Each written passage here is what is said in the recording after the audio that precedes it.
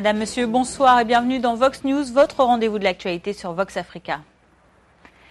À la une de l'information de ce jeudi 4 août 2016. Le dépouillement des votes aux municipales sud-africaines est toujours en cours ce jeudi. Si l'ANC au pouvoir est provisoirement en tête au niveau national, les premiers décomptes locaux donnent perdante dans 3 villes clés du pays. Au Nigeria, le chef contesté de Boko Haram refait surface. Aboubakar Shekau s'est exprimé dans un message audio après l'annonce de son remplacement par Abou Mossab al-Barnaoui. Et enfin, en Tunisie, Youssef Chahed a reçu sa lettre d'investiture en tant que Premier ministre du nouveau gouvernement d'union nationale. Bonsoir à tous. Ouvrons notre journal en Afrique australe avec les premiers résultats des élections municipales en Afrique du Sud. Le dépouillement des votes a commencé mercredi soir et se poursuit ce jeudi. Pour un scrutin qui confirme les prévisions, la bataille est serrée entre le Congrès national africain au pouvoir et le principal parti d'opposition, l'Alliance démocratique. En début d'après-midi, au niveau national, 2/3 des bulletins avaient été dépouillés. Résultat provisoire, l'ANC du président Jacob Zuma était en tête avec 53,4% des voix. L'Alliance démocratique affichait 27,7% au même moment. Au niveau local, les premières tendances diffèrent dans 3 villes principales du pays. Dans la métropole de Pretoria, à Tshwane, la moitié des bulletins comptabilisés donnaient la DA en tête avec 44% des voix contre 41,5% pour l'ANC. À Johannesburg, où 1/3 des bulletins avaient été dépouillés, la DA possédait une légère avance sur l'ANC, 43% contre 41%. Et enfin, à Nelson Mandela Bay, la métropole de Port Elizabeth, les 3/4 des votes comptabilisés donnaient 49% des voix à la DA, bien parti pour prendre la ville à l'ANC alors crédité de 37% des suffrages.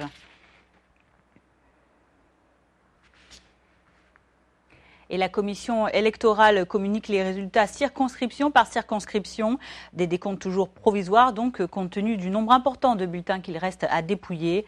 L'ANC, toujours en tête globalement, marque cependant un recul préjudiciable en termes d'image, et ce par rapport au scrutin de 2011. Réaction dans les différentes familles politiques. Le taux de participation qu'on a réussi à calculer concernant les résultats de l'élection suggère que 58,29% de la population a voté. Un peu plus que ce qu'on a pu avoir auparavant, mais pas beaucoup plus. Jusqu'à présent, nous pensons que les choses se passent bien. L'ANC a gagné la majorité des municipales et au fur et à mesure que les résultats sont enregistrés, nous recevons de plus en plus de confirmations que l'ANC va faire un très bon score à cette élection. Jusqu'à présent, tout va bien. Cela montre que même maintenant, de manière préliminaire, l'ANC perd du terrain alors que nous sommes en train d'en gagner. Donc je pense que c'est une bonne chose. Nous sommes rentrés dans une élection en disant aux Sud-Africains qu'ils avaient un gouvernement ANC depuis un certain nombre d'années. Maintenant, si on leur dit que nous voulons apporter le changement, alors nous devons parler de ce que ce changement représente. On ne peut pas parler de changement et ensuite reprendre les mêmes personnes qui étaient là. Donc, lorsque vous formez une coalition, il faut que le changement soit important. Il doit alors délivrer aux Sud-Africains les éléments clés. On doit leur fournir des services de base, on doit créer des emplois pour les Sud-Africains. Nous devons délivrer des emplois et finalement, nous devons nous assurer que nous n'irons jamais nous allier avec un parti qui est corrompu. Et pour les analystes, il se pourrait qu'aucun de ces partis n'arrive à dépasser les 50% des voix dans plusieurs grandes villes. Un scénario qui ouvrirait donc la voie à une coalition, des coalitions dans lesquelles le parti de gauche radicale des combattants pour la liberté économique pourrait jouer un rôle plutôt décisif. Caucus africain à présent au Bénin. La communauté financière du continent, plus Haïti, est réunie depuis ce jeudi matin à Cotonou. Objectif, renforcer la voix des gouverneurs des banques centrales d'Afrique auprès des institutions de Bretton Woods. Pour la majorité des Africains, la Banque mondiale et le Fonds monétaire international ne font qu'un minimum pour le continent africain. Romuald Vissot pour les détails. C'est ici, au Palais des Congrès de Cotonou, que les ministres des Finances et ou de développement de 54 pays africains plus Haïti échange depuis ce jeudi matin sur la stratégie adoptée pour mieux se faire écouter des institutions de Bretton Woods. Participent également à ce sommet de haut niveau les gouverneurs des banques centrales des différentes régions de l'Afrique. Caucus africain est un groupe de financiers et d'économistes du continent. Le Bénin en assure la présidence cette année 2016 à travers la personne d'Ablaye Biotchane.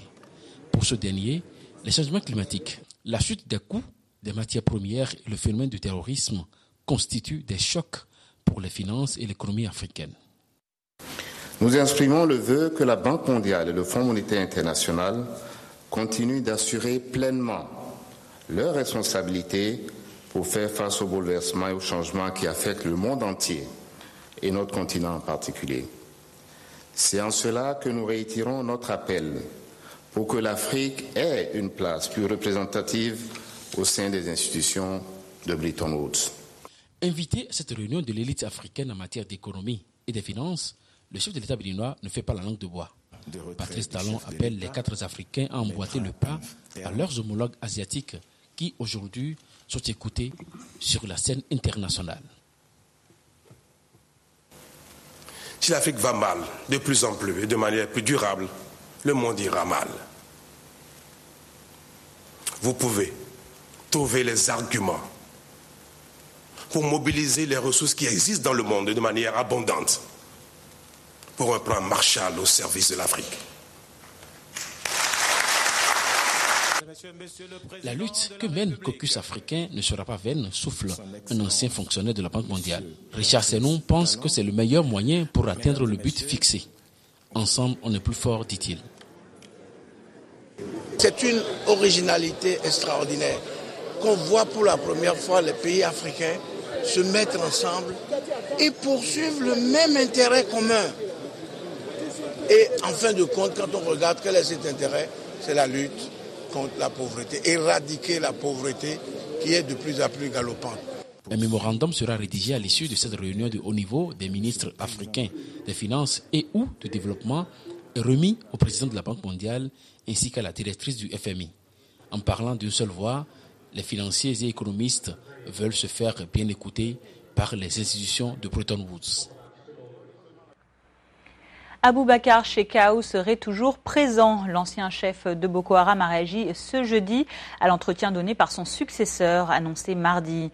Abou Mossab al-Barnaoui, interviewé dans le journal officiel de l'État islamique, groupe auquel Boko Haram a prêté allégeance. La voix d'Aboubacar Shekau a été identifiée par un journaliste, mais pas encore authentifiée par les autorités. Les spéculations sur sa disparition ou sur sa mort sont courantes. La dernière vidéo qui montrait Aboubacar Shekau datait de mars dernier et le montrait très affaibli par une blessure. Celui qui a dirigé le groupe djihadiste ouest-africain depuis 2009 y déclarait pour lui que la fin était venue. Dans le message sonore diffusé ce jeudi, Aboubacar Shekau déclare avoir été trompé par certains de ses combattants ainsi que l'État islamique. Une trahison qui le pousserait maintenant à, je cite, « plus pouvoir les suivre aveuglément ». Et ce nouveau document sonore semble confirmer une division importante au sein du groupe islamiste nigérian. Interne d'abord, elle éclate aujourd'hui au grand jour. Voici un extrait du message publié par le dirigeant contesté de Jama'atou al-Sunna, Lida Awati wal Jihad, l'appellation officielle de Boko Haram. Les gens doivent savoir que nous sommes toujours présents. C'est notre position et nous resterons en place à la tête de Jama'atou al-Sunna, Lida Awati wal Jihad. Et dans le Niger voisin, la région d'Agadez est de nouveau sous les eaux. En pleine saison des pluies, le fleuve Niger est de nouveau sorti de son lit suite aux fortes inondations de ces derniers jours. Les dégâts occasionnés sont déjà importants. Pour la population locale, ces nouvelles intempéries ravivent d'anciennes craintes, celles d'inondations précédentes. En 2012, plus de 500 000 personnes s'étaient retrouvées sans abri. Et depuis mi-juin dernier, de fortes pluies ont causé la mort d'au moins 11 personnes et déjà fait 30 000 sans-abri. Et autres sinistrés, les réfugiés au Soudan du Sud. Mercredi, les Nations Unies ont exprimé leur inquiétude lors d'une conférence de presse à Djouba. L'organisation a fait part de son constat d'une recrudescence du nombre de réfugiés depuis le mois dernier. Une aggravation de la situation liée au regain de violence observé dans la capitale entre les 8 et 11 juillet. Depuis le début du conflit sud-soudanais en décembre 2013, ce sont plus de 2 millions de personnes qui ont fui leur domicile. Et le sous-secrétaire général des Nations Unies aux affaires humanitaires s'est exprimé hier en conférence de presse. Je fais part de mon état de choc et de détresse face au rapport concernant les violations commises contre les civils pendant les combats ces derniers mois, y compris à Djouba. Je condamne en particulier les actes de haine, de violence sexuelle à l'encontre des femmes et des filles, y compris par les membres des forces armées. Que cela soit clair, les gens ne fuient pas simplement leur maison parce qu'ils ont faim, qu'ils recherchent un logement, des soins médicaux et une école pour leurs enfants. Ils fuient parce qu'ils ont peur pour leur vie. Et vous comme moi, on ferait de même si nous subissions les mêmes menaces. Nous devons donc les protéger et sauver leur vie en leur prodiguant de la nourriture, de l'eau, des soins médicaux et un toit. Plus de 2 millions de personnes ont fui leur foyer depuis décembre 2013. 1,6 million sont déplacés au sein du pays et plus de 90 000 ont fui vers les pays voisins. Rien que le mois dernier, 60 000 personnes ont franchi la frontière vers l'Ouganda.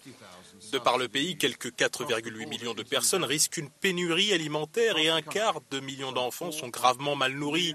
Et cette année encore, nous faisons face à une épidémie de choléra. Dans ce pays, les gens ont beaucoup trop souffert. Il n'y a pas de solution militaire au conflit. Les combats doivent cesser immédiatement. J'appelle tous les acteurs armés à faire taire les armes, mettre un terme à la culture de l'impunité et laisser les civils vivre en paix.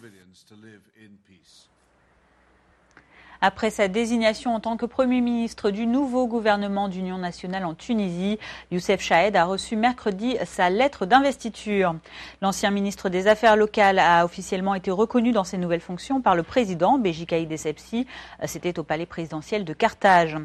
Si le Parlement tunisien accorde sa confiance à Youssef Chahed et à l'équipe gouvernementale qu'il est chargé de mettre en place, le Premier ministre âgé de 40 ans deviendra le plus jeune chef de gouvernement de l'histoire contemporaine de la Tunisie.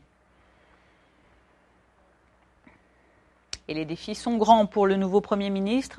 La Tunisie traverse une période sensible avec une économie en difficulté, mais surtout la persistance des menaces djihadistes. Détail du plan d'action par M. Chahed lui-même. Nous entamons sous peu les consultations pour former le gouvernement d'union nationale avec tout le spectre politique, avec tous les partis politiques et les organisations nationales ainsi que les personnalités nationales pour former ce gouvernement d'unité nationale. Ce gouvernement sera un gouvernement politique, un gouvernement de compétences nationales sans calcul partisan. Ce gouvernement travaillera sur la base du programme qui se trouve dans l'accord de Carthage en se concentrant sur 5 priorités essentielles. Premièrement, gagner la bataille contre le terrorisme. Deuxièmement, déclarer la guerre à la corruption et aux corrompus. Troisièmement, augmenter le taux de croissance pour créer des emplois. Quatrièmement, maîtriser les équilibres financiers. Et cinquièmement, la question de la propreté et l'environnement. Et direction Tunis ce jeudi avec ces réactions de la population au sujet de leur nouveau Premier ministre.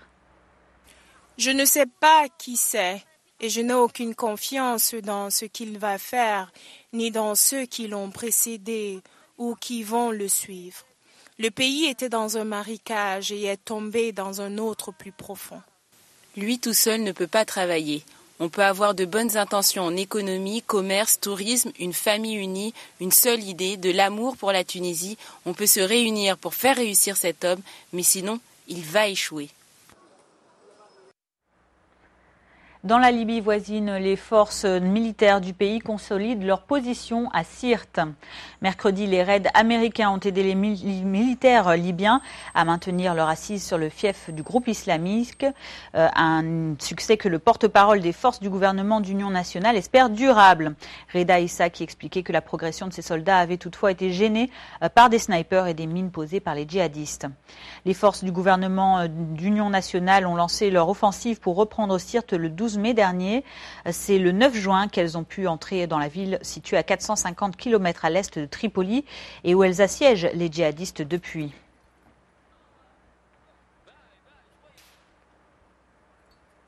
Et lundi et mardi, c'est l'aviation militaire américaine qui a effectué 7 frappes contre les positions de l'État islamique à Sirte. Des actions faites à la demande du gouvernement d'union nationale libyen.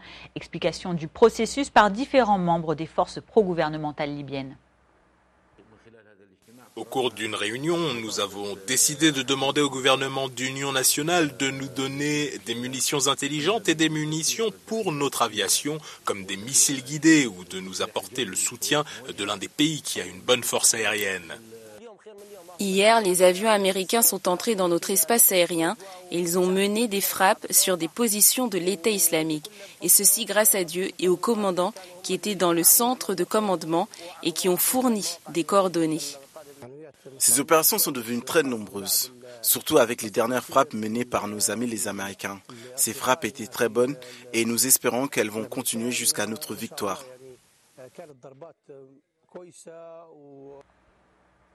À l'international, une attaque au couteau a fait 1 morte et 5 blessés mercredi soir à Londres. D'après Scotland Yard, l'agresseur qui est intervenu à Russell Square dans le centre de la capitale britannique est âgé de 19 ans. Il s'agit d'un Norvégien d'origine somalienne. Le jeune homme a été arrêté peu après l'attaque. L'audition du suspect et de sa famille ainsi que plusieurs perquisitions tentent à montrer que l'agresseur présumé souffre de troubles mentaux. Scotland Yard précisant qu'il a agi au hasard. La femme qui est décédée suite à l'agression près du British Museum était une sexagénaire américaine. Et quelques témoins expliquent ce qu'ils ont vu. Moi, je suis venu, j'étais juste à côté. Et la première chose que j'ai vue, c'est qu'il y avait beaucoup de policiers. La police était déployée en grand nombre. C'était une police qui était armée. Et puis quand j'ai avancé de plus en plus, j'ai vu qu'il y avait vraiment beaucoup de policiers, un cordon de sécurité. Il y avait aussi des voitures de police et même des fourgons, et aussi des fourgons cellulaires. Et alors ce que j'ai vu à travers justement ce déploiement de la police, c'est qu'il y avait un corps sur le sol. Ce corps était revêtu d'une couverture rouge. Et à côté, il y avait comme une substance un petit peu rouge, noirâtre. Je pense que c'était du sang. Je savais que c'était grave, parce que après avoir vu tout ce que j'ai vu, je me suis dit, avec ce déploiement très important de la police, il devait certainement y avoir quelque chose de grave qui s'est passé. Il y avait environ entre 70 et 80 policiers. La plupart d'entre eux étaient armés. Ils portaient des vêtements de couleur très vive. Et je pense que je n'ai jamais vu un incident de la sorte dans le quartier. Le chef adjoint de la police de Londres donne des détails sur l'agresseur et ses victimes. L'attaque qui intervient alors que la police de la capitale vient de s'armer pour prévenir tout attentat terroriste. Vous savez, tout le travail que nous avons réalisé jusqu'ici montre que ce tragique incident a été déclenché par quelqu'un qui a des troubles mentaux. À l'heure actuelle, nous pensons qu'il s'agit d'une attaque spontanée et que les victimes ont été choisies tout à fait au hasard. Nous en savons désormais davantage sur les victimes et je peux déclarer officiellement que la femme qui a été tuée était de nationalité américaine. Quant aux blessés, les nationalités sont australienne, américaine, israélienne et britannique. Jusqu'ici, nous n'avons pas trouvé de preuves de radicalisation suggérant que l'homme qui est actuellement en garde à vue a agi pour des motifs politiques ou terroristes. Au Bénin, le patrimoine afro-brésilien est en train de décrépir aux grandes dames des habitants de la ville de Porto Novo. À partir de la fin du XVIIIe siècle, la ville devient l'un des points d'entrée des anciens esclaves affranchis qui souhaitent retourner sur le continent de leurs ancêtres. L'architecture des rues de la capitale rappelle celle de Salvador de Bahia au Brésil. Autant de souvenirs qui racontent une période afro-brésilienne importante pour l'histoire du continent africain. Après, avec son minaret en céramique qui ressemble à un clocher d'église, ses murs multicolores et son immense porte en bois sculpté, la grande mosquée de Porto Novo est le symbole de cette architecture afro-brésilienne. Malheureusement, comme le reste des monuments de cette époque dans la ville, l'édifice menace de s'effondrer. La faute à un manque de volonté politique selon les habitants de la capitale. Et un petit groupe de passionnés tente de sauver ce patrimoine afro-brésilien de Porto Novo. Ils se réunissent à la Maison du patrimoine et du tourisme de la ville créée en 2009. Objectif, se battre contre la dégradation des bâtiments causée par le temps, les saisons des pluies, mais aussi par les propriétaires peu précautionneux. L'original, c'est cette mosquée-là. Et c'est le seul type en Afrique actuellement. C'est à Lagos qu'il y avait une mosquée qui lui ressemble. Mais elle a été cassée, démolie, et les gens ont reconstruit une autre mosquée. Porto Novo est pratiquement la seule ville bénéficiaire de ce type architectural. Je vis ici depuis longtemps avec ma famille. Bon, voilà l'état de la maison, ça s'écroule depuis des années. Et plus les jours passent, plus ça s'écroule. On n'en fait rien, on n'en tire rien. C'est là inutilement, on ne reçoit rien de ça. Au moins, il faudrait qu'on réfléchisse à ça, soit détruire ça, soit faire quelque chose de bon. Le patrimoine bâti sur le territoire de Porto-Novo était évalué à près de 600 éléments, c'est-à-dire 600 bâtiments. Cet inventaire repris en 2009 nous a ramené à environ 450 éléments. Ça veut dire qu'en moins de 10 ans, nous avons perdu plus de 100 à 150 éléments. Nous avons mis en place un projet avec le Brésil et les Lyonnais qui nous a amené à former une quarantaine de jeunes artisans de Porto-Novo dans les métiers de bâtiment, c'est-à-dire maçonnerie, et menuiserie, peinture, coffreur et tout ça, pour essayer d'aider la ville dans la restauration et la réhabilitation de ces bâtiments. Et le Brésil, justement, où la cérémonie d'ouverture des Jeux Olympiques démarra demain, vendredi 5 août. Parmi les succès dont se félicite déjà l'organisation, il y a la présence d'une équipe de sportifs réfugiés de tout pays. Cette équipe distincte réunit 2 judokas de la République démocratique du Congo, 2 nageurs syriens, 6 coureurs de l'Éthiopie et du Soudan du Sud. Point commun, chacun de ces athlètes a fui la violence et la persécution dans son pays et a trouvé refuge dans différents pays du monde, que ce soit en Belgique, en Allemagne, au Luxembourg, au Kenya ou encore au Brésil, pays hôte de ces JO 2016. C'est la toute première fois qu'une équipe de réfugiés participe à la grand-messe du sport international sous la bannière des Jeux Olympiques. Un message fort de soutien et d'espoir auprès de 60 millions de réfugiés, de déplacés et de demandeurs d'asile recensés fin 2014. Un chiffre qui continue malheureusement d'augmenter depuis.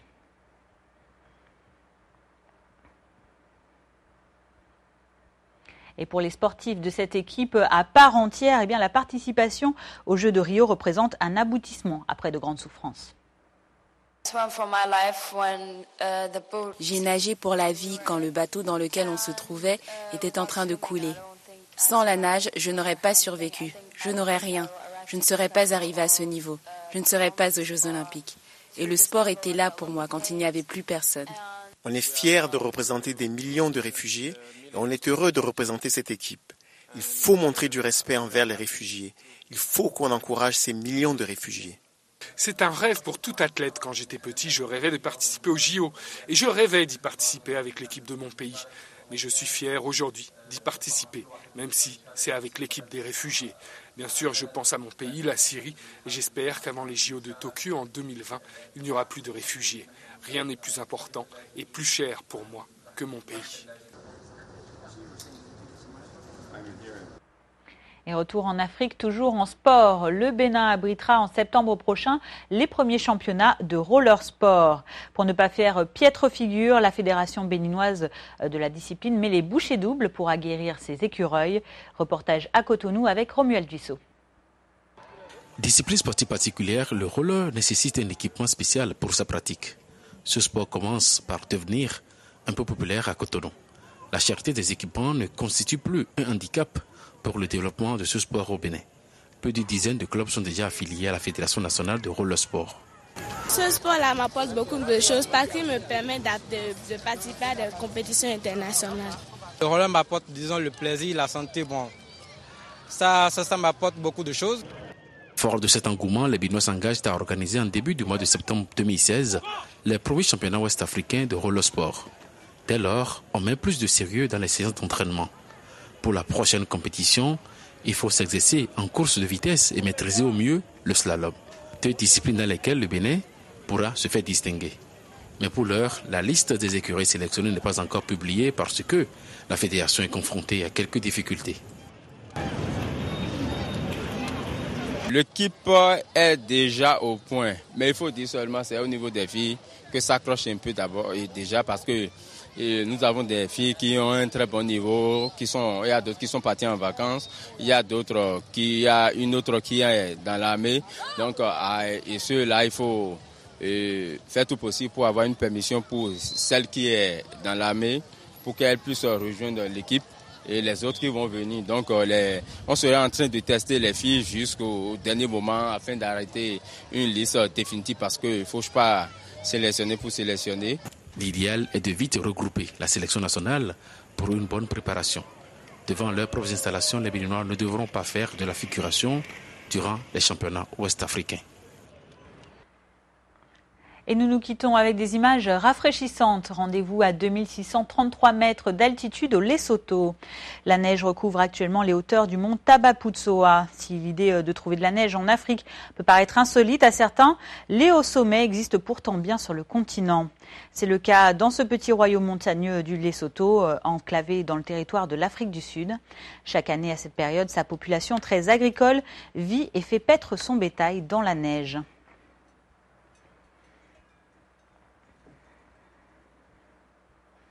Et c'est la fin de cette édition. Merci à vous de l'avoir suivi. Pour contacter la rédaction, envoyez-nous un email à voxnews@voxafrica.com. Et ce soir, ne manquez pas à 20h GMT votre émission Vox Live. Un Vox Live consacré à la République démocratique du Congo et à la situation politique à 4 mois de la fin du mandat du président Joseph Kabila. Bonne soirée sur Vox Africa.